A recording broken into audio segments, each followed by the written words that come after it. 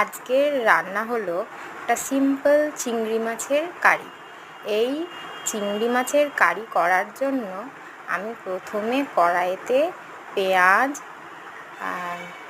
tomato, কাঁচা লঙ্কা, তেজপাতা, তার সঙ্গে একটু জিরের ফোড়ন দিয়েছি এবং তারপরে দিয়েছি একটু বাটা মশলা দেওয়ার পরে সেটাকে একটু নেড়ে চেড়ে তারপরে তাতে দিয়েছি একটু টক দই এবং এই টক দই দেওয়ার পরে তারপরে আমি এটা টেস্ট করে দেখলাম যে